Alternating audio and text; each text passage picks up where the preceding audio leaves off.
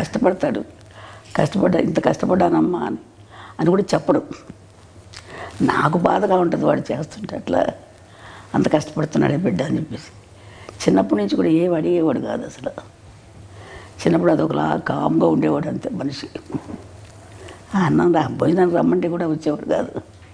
అందరూ వచ్చేవారు, వాడు వచ్చి లేట్గా వచ్చేవాడు భోజనానికి.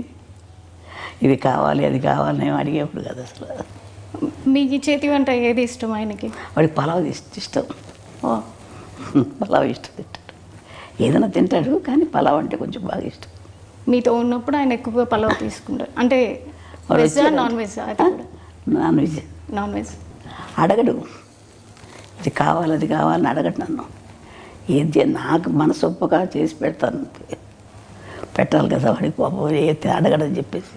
సో చిన్నప్పటి నుంచి నాకు ఇది కావాలని ఏది అడిగారు? అస్సలు అడిగేవాడు కాదు. నేను ఏదో ఒక ఇంటర్వ్యూలో విన్నట్టు గుర్తు నాకు, చిన్నప్పుడు ఏదో టీవీఎస్ అడిగాను, కొనిపెట్టలేదు, అందుకే ఇప్పుడు కంటిన్యూస్గా నేను బైకులు కొంటున్నాను అని. నిజమేనా? నాకు జ్ఞాపకం లేదు అసలు.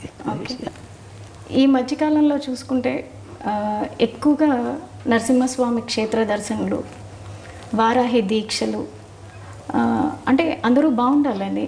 అలాగే మొన్న వెంకటేశ్వర స్వామి క్షేత్రంలో జరిగిన లడ్డు వ్యవహారంలో కూడా దానికి ప్రక్షాళనగా ఆయనే ముందుగా ఒక దీక్షని శ్రీకారం చుట్టారు. ఈరోజు 11 రోజులు దీక్ష చేస్తున్నారు.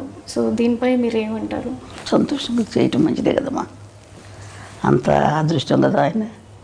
వెంకటేశ్వర స్వామి దీక్ష తీసుకున్నాడంటే వాడికి ఎప్పుడైనా ఇట్లా దీక్షలు తీసుకోవడం అలవాటు అయిపోయింది చిన్నప్పటి నుంచి కూడా. అయ్యప్ప స్వామి మాల వేసుకుంటాడు.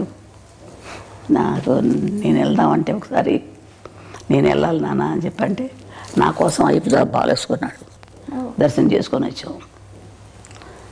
వాడికి ఎప్పుడు చేసుకోవాలన్నా ఇష్టం పాప మా పైకి. సో చిన్నప్పటి నుంచి ఆయనకి దైవభక్తి. అలాగని దేవుడి దగ్గర ఊరికి దండాలు పెట్టేసి పూజలు ఏం చేసేవాడు కాదు. వాళ్ళ నాన్నగారు పూజ చేసినా కానీ ఏదో